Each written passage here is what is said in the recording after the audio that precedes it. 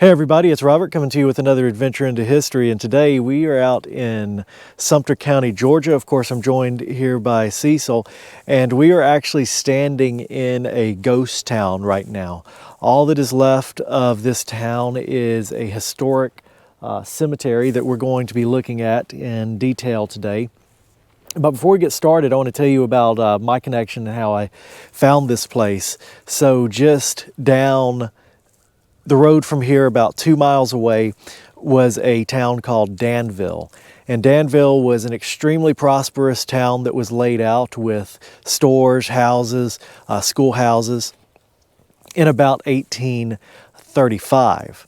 The town of Danville existed until about the 1850s. Then it started to decline, and by the early 1900s there was absolutely nothing left of old Danville. But prior to Danville, this town was called Pineville. We've done Pineville in Marion County, Georgia, that also no longer exists, but this is Pineville in Sumter County, Georgia. In 1833, a man by the name of Horton crossed the Flint River and actually squatted here and opened up a store. This area was known as Horton's store, and a town grew up around it. There was actually a schoolhouse also here, and several different shops, a tailor shop, I think a blacksmith shop, and other family individual dwellings around here. The town of Pineville prospered until the town of Danville became prosperous, and then Danville wound up killing the town of Pineville. Now, much later, Danville, this prosperous town that had killed this one of Pineville, was killed by Americus and is now nothing. So these are two ghost towns that are relatively close together, but in the case of Pineville, something still exists. And I found this the other day because I have been searching for Danville, or maybe any cemeteries around the site of Danville, because one of the first settlers of Danville was my fourth great-grandfather, Shadrick Joiner. He had a son who was also named Shadrick Joiner. His full name was Shadrick Joiner, and he died in 1848 in Danville, and I would very much like to find where he's buried. And so I was driving around here looking to see if I saw any old cemeteries that were close enough to Danville, and I found this. I didn't know what it was when I saw it at first, but Cecil looked it up for me and discovered it was the town of Pineville that was here. So today we are going to try to survey this cemetery. It's been surveyed previously in the, I think the 1980s, a survey was done here, but there are no existing pictures of the graves online or anything like that. So we're going to come out here, try to survey it, and try to locate as many of the old graves as we can. Now, there are a couple things going on with this cemetery. All around us there are newer burials. We are in the middle of nowhere today. This is still the middle of nowhere. It obviously didn't used to be, but we're back to the middle of nowhere. And it looks like a nearby church wound up using this land as a burial grounds, although I do see some older dates in there. I'm not exactly sure what happened, but they wound up using this land to put burials here in more modern times that are much newer than the ghost town burials. So we'll be taking a look at a little bit of that. We're not really going to be talking about any of the newer burials here, but it's kind of strange to see this mixture here and also being in the middle of nowhere. In the Sumter County history book, which we have with us and may look at it a little bit more in depth in a moment, it describes Pineville as being completely erased except for this cemetery, which it described as overgrown back then. And I think that article was from the 1930s. So obviously this has changed since the 30s. It's not quite overgrown, but it looks like most of the historic graves here have been destroyed or damaged. So that being said, we're going to dive in and try to read some of these. So we can see that there was some wealth in this town, and we can tell that because of this style of box tomb. Obviously today this box tomb is highly damaged, but if you look at the sides of it, it's a very intricately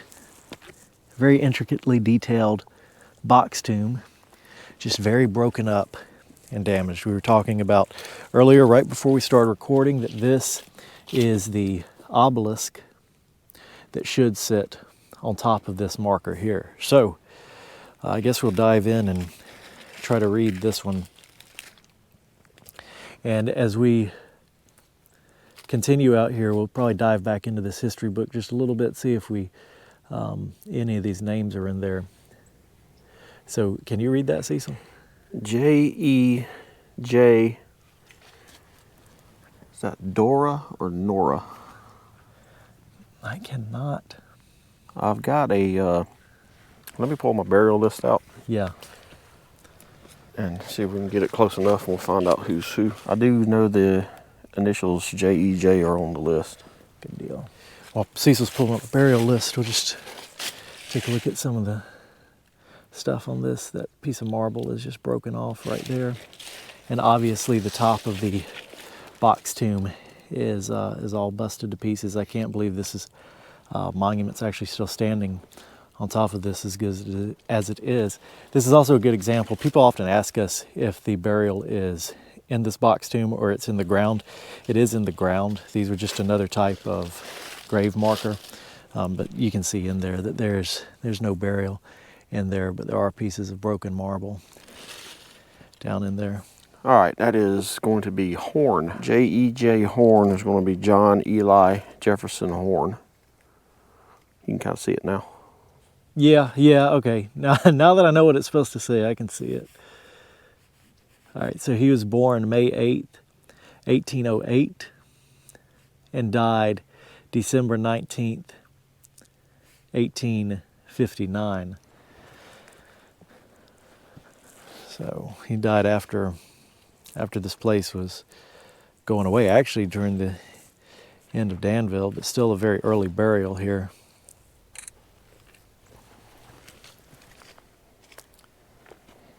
So this is obviously another burial here, and this one is, the fence has been stolen except for the beautiful posts that are around it, and you can kind of tell the age of this burial from what this fence would have been.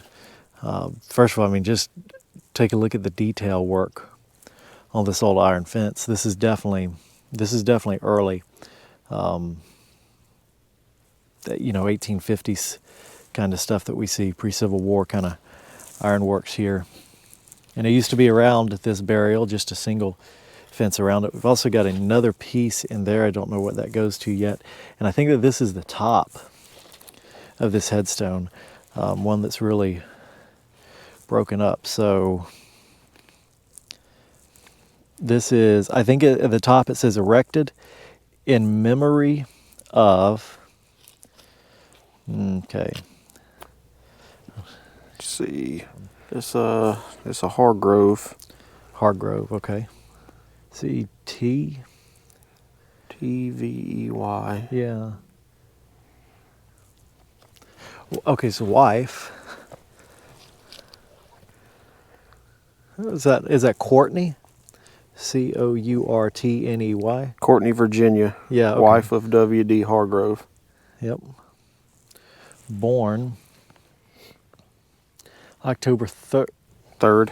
Okay. 1829. Died July 30th, 1859. Age 29 years, 11 months, 27 days. And then there's an epitaph down at the bottom that... I don't have the epitaphs on here. Man, this stone is so damaged. I don't know.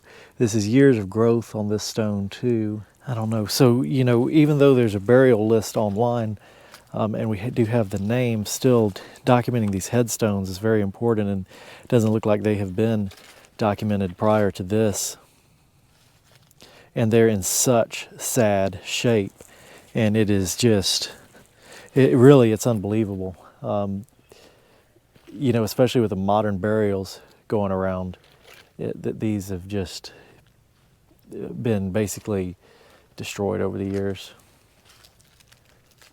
Cecil's going to go ahead and take pictures of everything while we're out here and get this fully documented. So we're kind of doing a team effort with this. Is the often talk about the surveying that Cecil does, and this is some of it. Hey, do you mind running this or holding this for me for a minute? I'm going to try to actually climb in there, and I know you kind of got your hands full. I don't think that there's anything. There's something on the top of that. Yeah, I think that would have just had like a design on it, and whatever it was is. Go back to this side, around it like you were. There's something written on the top. I thought there was, but It may say Hargrove, yeah. maybe. So back here, all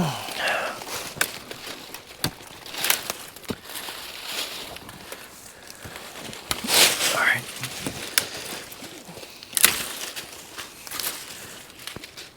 That's gonna take that off for me anyway. I think that this is supposed to go in there. This could just be a footstone though.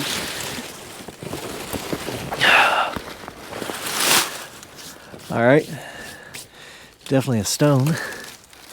Might just be a footstone.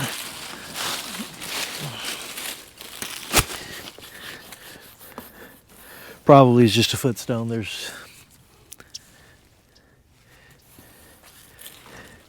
nothing on it, but it looks like it sat in there.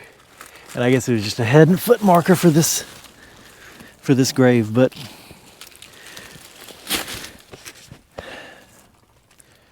I tell you, well, we can see evidence of theft around here with the gate or fence being gone here, and that didn't just get knocked over there by itself.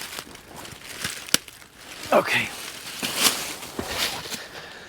I'm just gonna leave this over here for now. All right, so this is where it gets really tricky when we look at this. I'm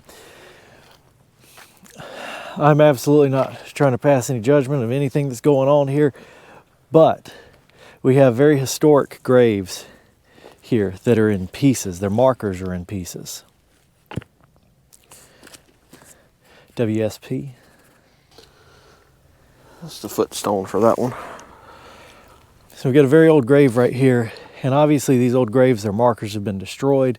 Stuff has been scattered all around here. And we got burials from 2 years ago happening right beside this. And, you know, old cemeteries are not surveyed out. There's no burial plat for this. So I just have to wonder how they know they're not digging somebody else up to bury here. So this is W.S. Phillips of Wilson County, Tennessee. Died October 21st, 1858, in his 33rd year. He died far from home, yet lives in the memory of his numerous friends. Sleep, brother, we shall meet again. So I guess he was, I'd love to know his story. I guess he was visiting down here and died. As it, you know, doesn't look like it's indicating he actually lived here. I've also got another piece of marble right here. It's another old piece of marble, so I'm going to try to flip that as soon as Cecil gets finished. He's writing down some information and surveying it.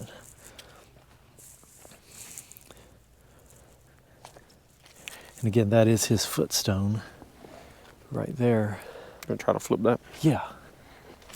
Yeah, let's see if we can't get a hold of that.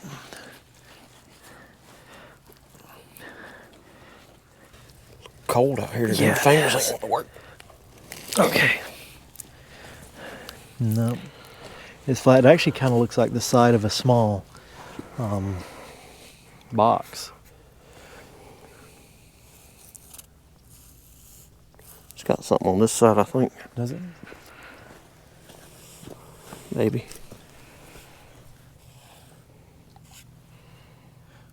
I think this is the, if it's a box, this may be the unfinished side. And that was the finished side. Maybe. If it was a box.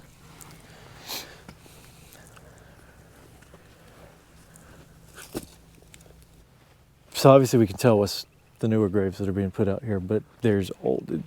Thing is the older graves are not just contained to this section here. There's another one all the way over there, so they're all kind of mixed together. Kind of run through these pretty quick. These should be readable. Sacred to the memory of Mary V, daughter of T.N. All right, well, I thought so. I thought I could. T.N.W. And oh, T.N.W. and Laura Horne. Horne, born September 9th, 1853, died May 25th, 1856, aged 2 years, 8 months, and 19 days.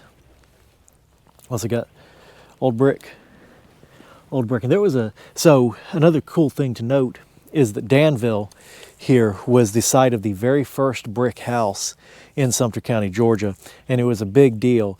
But by the early 1900s, that brick house was reduced to nothing but a pile of brick on the site of old Danville. Obviously, I don't believe there was a brick house here in Pineville, but it was there. Sacred to the memory of William C., son of T.N.W. and Laura A. Horne, born August 12, 1848, died August 11, 1850, aged 3 years and 9 days. And this one is sacred to the memory of, all right, this is going to be hard to read. You see, this one's like got more weathering on it. It's also leaned back a little bit more. Can you see that one? Let me see if I can match it up. What I got here.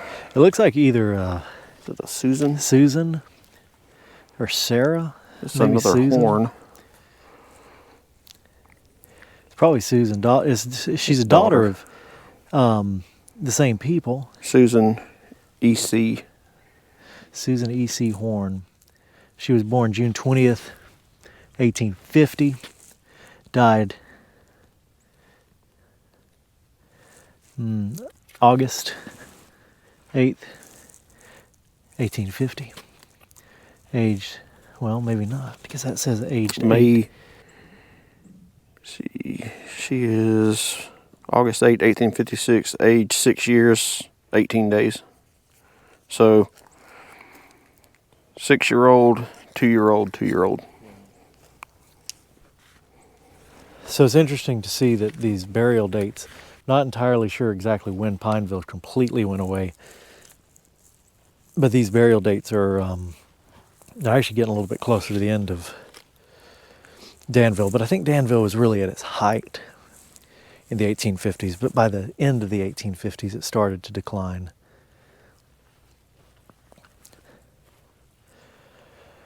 All right, so there are a bunch of graves here that we can see the marked ones, but right beside that box tomb over there, the one we started with, there's an indention right there. There's field stones behind these graves. I don't know if they're marking separate graves or if they're serving as footstones, but they're there. There's an indention there. There's a brick pile here. Now the thing is with some of these, bricks may have been marking graves, and at some time or other when people have been doing stuff out here, they might have just tossed them away. This was a box tomb, Cecil.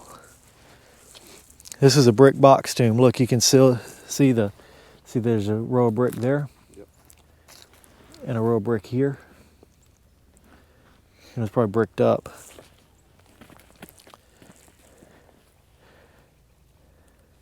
And there's a bunch of ice on the ground too. So there's an unknown. There's cedar trees. We've got an indention here. Fieldstone. Hey, who's this? Nope, maybe not. Well, there's 4. There's 1, 2. Nope, I thought there were 4. There's 3. There probably used to be 4. A little plot right here, I think. I thought these were the and they might still be small indentions right there too.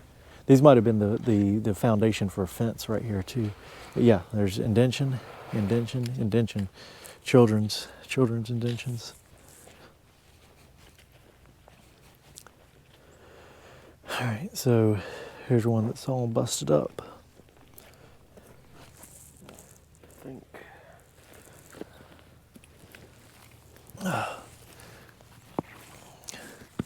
Flip these off. You got aged.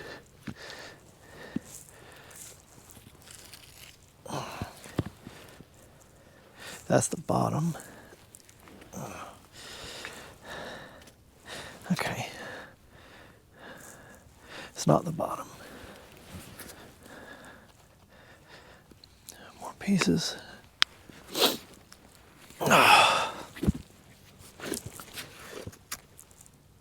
Erected by his wife.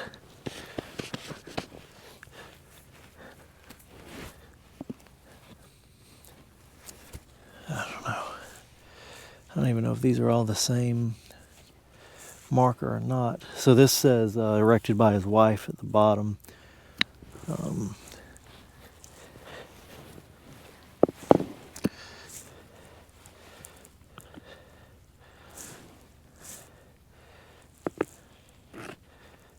Aged. There's the E. Okay. Laws. Something J. Laws. Died June 22nd, 1858. Aged 28 years. Erected by his wife. So, there we go. Something J. Laws. I think that says 28 years. That one is not on the original survey. Gotcha. Yeah, it is. Oh, okay. It's down here. Z.J. Laws. Z? Died June 22nd, 1858, aged 28 years, erected by his wife. Yep. That's him. Oh, man.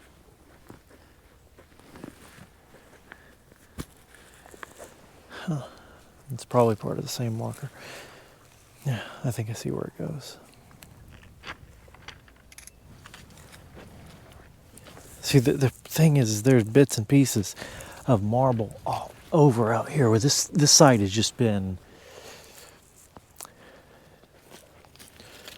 basically destroyed. Sacred to the memory of William A.J. Williams, who departed this life June 23rd, 1855, in the 7th year of his age. Of such is the kingdom of heaven. Okay. All right, so we get, again, more just destroyed stuff. I'll come back to that in just a moment. Let's bust it up. Stone. Someone has put this, someone came through here and cut these old cedars down sometime or another. This is part of a headstone. Sarah Judson. Let's see. Let's try to pull it out. All right, I'm going to pull this list back up. Yeah. Sarah Boardman Justin Hornady, daughter of Reverend H.C. and Emily Hornady, born October 17th, 1851, died August 29th, 1852. You're right. Fingers are not working today.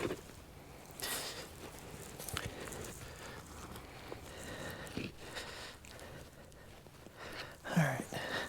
It's broken. It's not going to come out. Oh, this is a lot further down than I thought it was. See, it's a lot bigger than I thought it was. It's a nice crack in it.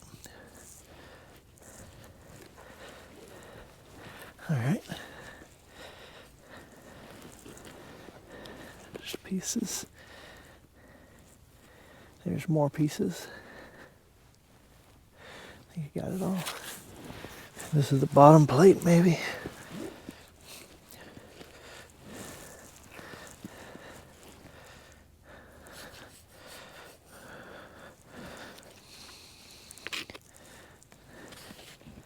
Oh. Yeah, or maybe not.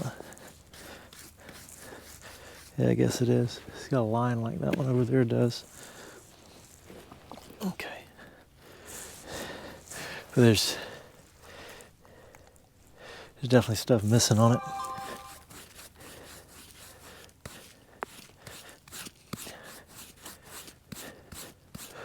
Hornady, Reverend Hornady. 1852. This is sleep, love, sleep, Sleep, love, sleep, thy father. And if there's more, it's not here.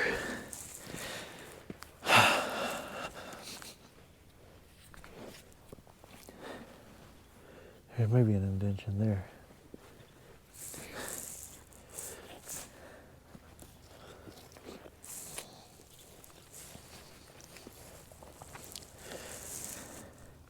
Sacred to the memory of Emily Hornady, consort of Reverend H.C. Hornady, born March 17th, 1825, departed or died September 16th, 1852.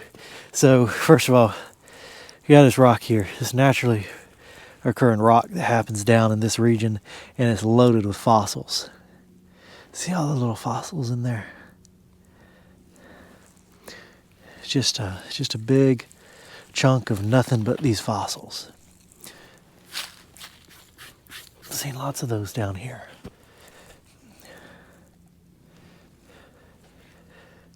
Sleep in Jesus' blessed sleep, from which none ever wakes to weep.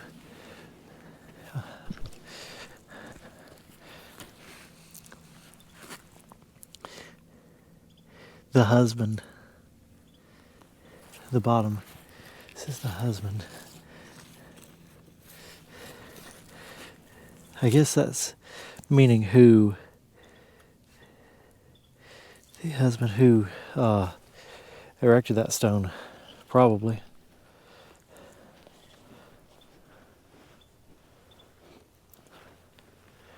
So that's,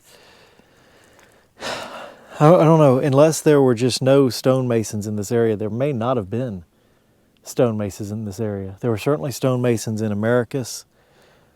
There were certainly stonemasons in Macon and Columbus in the 1830s when these areas started, and in the 1840s. These are all 1850s graves. So they are still surprisingly new. I mean, I would think that someone would have died. We know someone died my great-grandfather died in 1848, but we think someone would have died in the other years this town existed. And we find some earlier stuff, but it could just be entirely erased. So again, we see all these new burials surrounding this place. This is the Wallace plot here.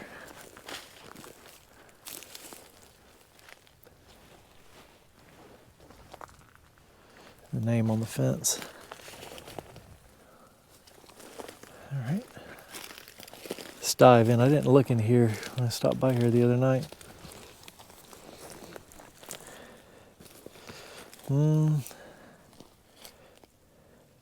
These may be associated with a newer cemetery. Stamped concrete, 92.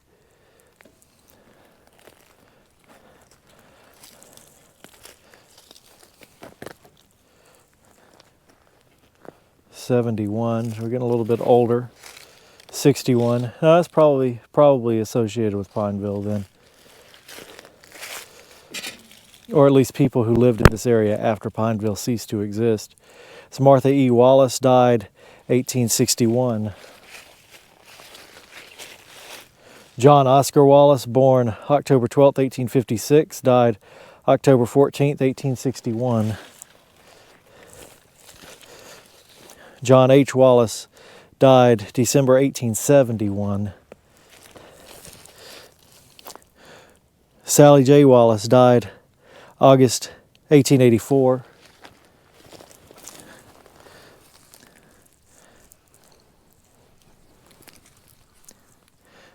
John B. Wallace, born January 16th, 1836, died.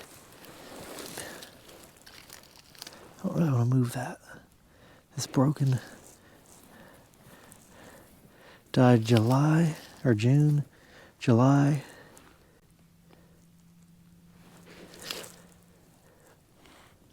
1882, 14th, I think.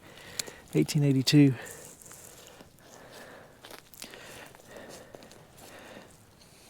And Eleanor W. Wallace, born September 28th, 1836, and died May 22nd, 1900. So, you know, could have been born here in Pineville. But That's modern.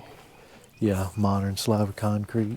Right there. This is not. Over here. It's an old marble grave that is. Let's see if I can match this up from the death date. Yeah. It's a man, August 9th, 1888.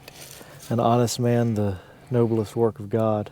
So this is, and again, we're definitely getting newer as far as these older, probably Pineville associated burials would be. But it's pretty far ways away from the 1850s, so again, I wonder what's been lost out here. Because that burial list you've got is more extensive than what we've seen, right? Yeah. The last original Pineville burial was supposed to be Captain Spivey. And this is him. It's Captain Littleton E. Spivey from Sumter Flying Artillery. 11 Battalion, Georgia Artillery, Confederate States of America. It even says broken marker when the survey was done. I believe he was the last of the original founders that was buried here. Gotcha. So let's see. It looks like the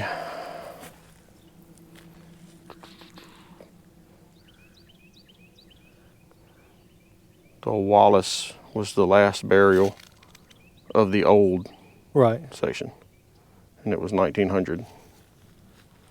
What was the earliest burial on that list? Let's see.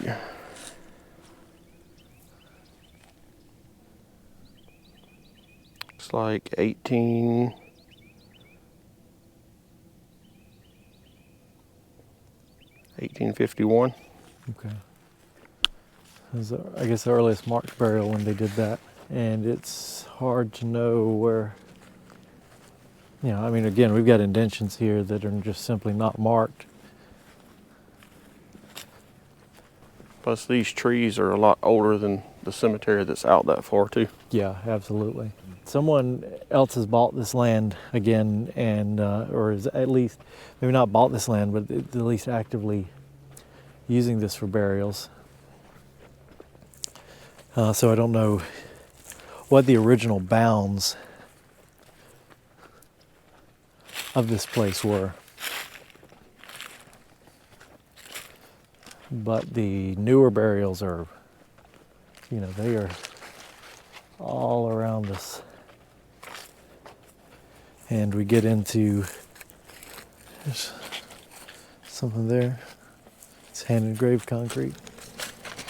There's a lot. You see where the leaves have settled into the indentions? Oh yeah, sure enough. Yeah, that's a really good way of showing them. All the indentions out here. That's a real good example right there. Yeah, a lot of unmarked graves out here.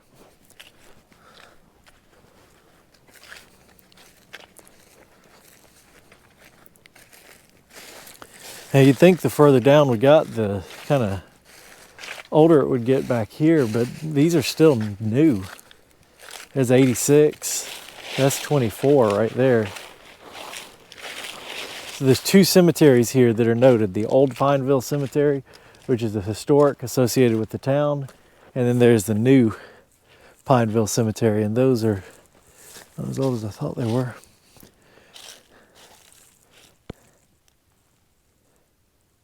And this one is hand engraved. Let's see if we can get a date on this, but I don't think there is. Oh man. No, Jim Lewis died the 18th. So there's even destroyed grave down here. Funeral home placards.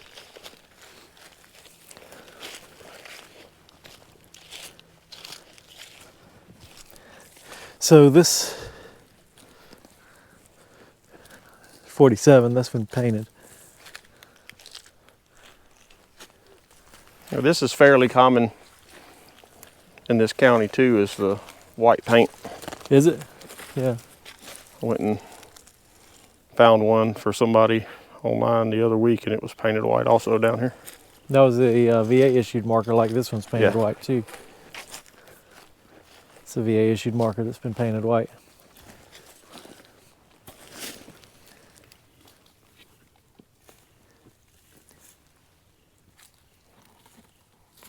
Can't even read it. Can you read the one behind you? Yeah. Arthur Fuller, born May 1st, 1919, died May 30th, 1967. You can really see that stamping in there too, around the letter Y. 68, Denmark, Clark, Lewis. There's destroyed stuff over there. Looks like it was just discarded though. That's an old concrete kind of box tomb. See that?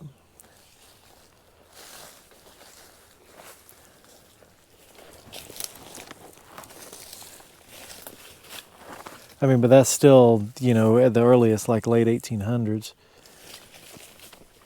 But is that, hold on a second. You can get over here.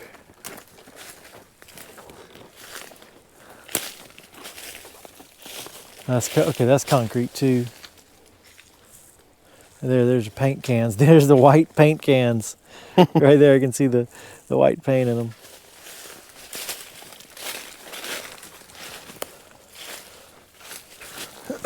So, I don't know.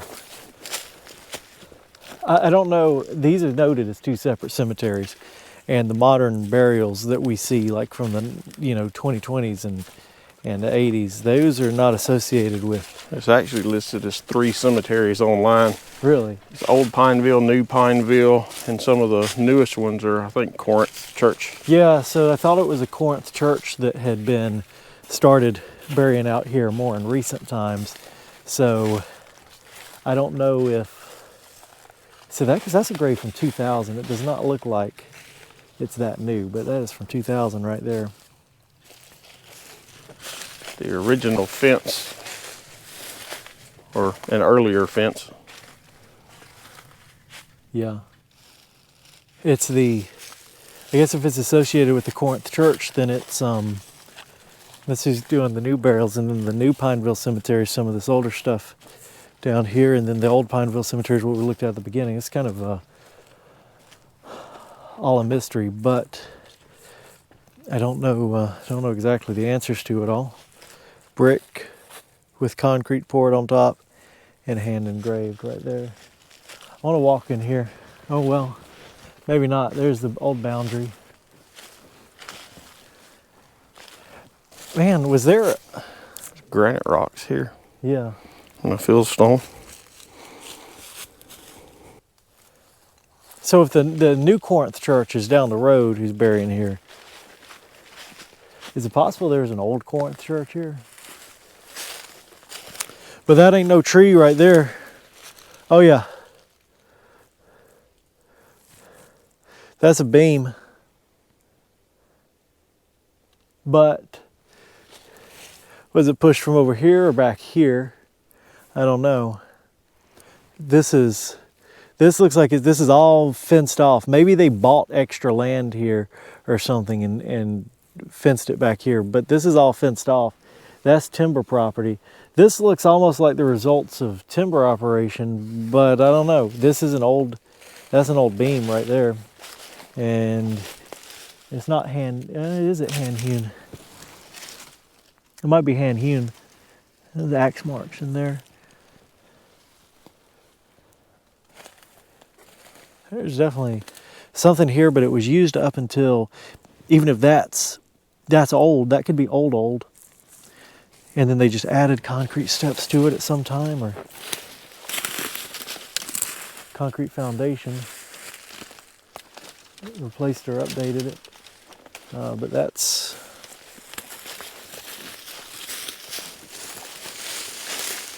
old. But see, then we've got an older fence line runs here. Hey, can you pull up those You have enough signal to pull up those old aerial photos? See if there was like a church or something here. The aerials aren't real old here either. Gotcha. They only go back to 71. That building was here in 71. Oh, really? It was closer to the road though, like they pushed it back here. Yeah. Right through here. Yeah, see it. That's it. Go straight back. We were about right here. Yeah. So they pushed it straight. Interesting. At the very least, we know that this did not start as, at least the history books say that it did not start as a church cemetery. And is known as the Old Pineville Cemetery, and history books say that this cemetery was the last thing left of Old Pineville. Back in the 30s, it describes it as being overgrown in the brushy woods. So maybe it was sometime after that that this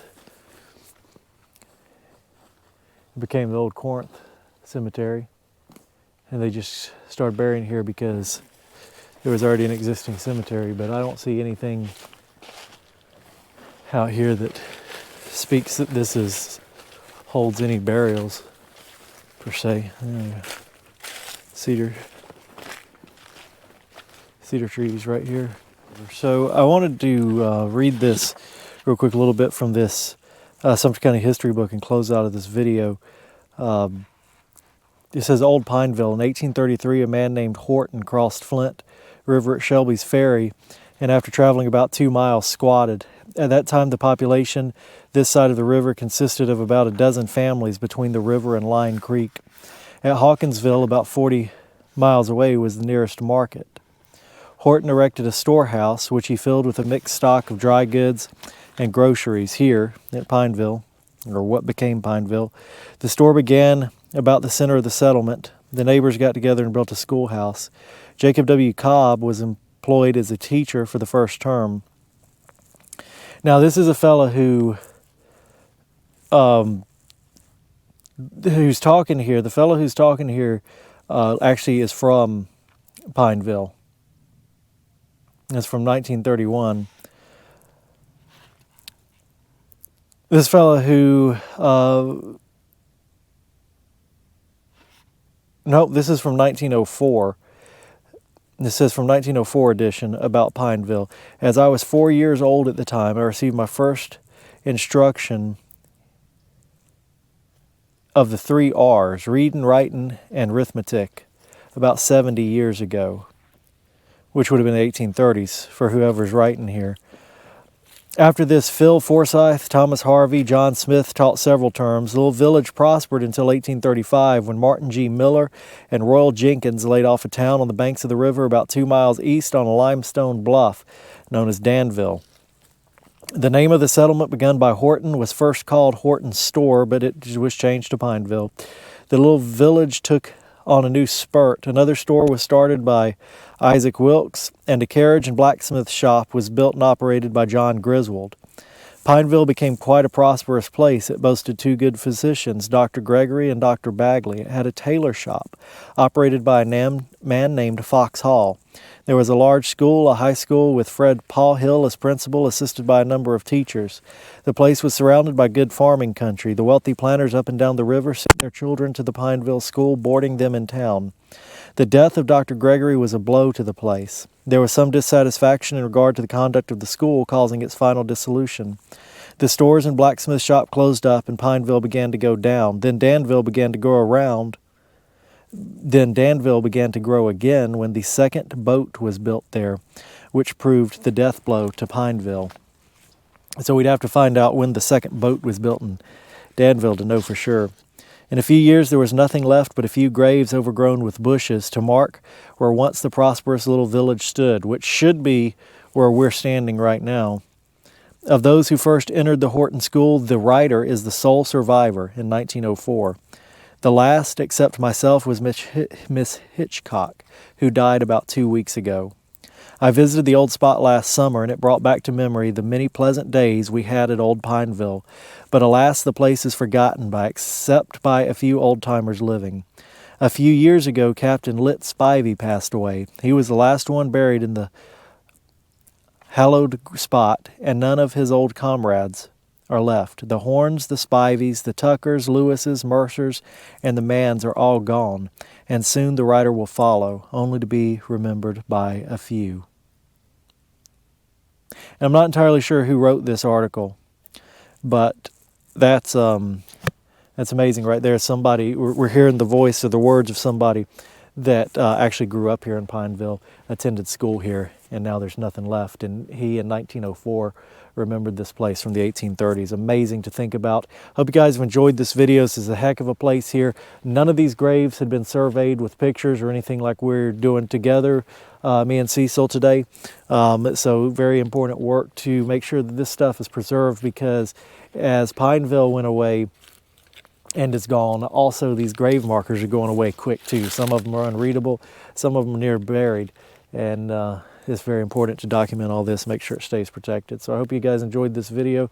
Big shout out to Cecil always for what he does in surveying and documenting this place and taking the pictures here today. Don't forget to like, share, and subscribe, and we'll see you next time on another adventure into history.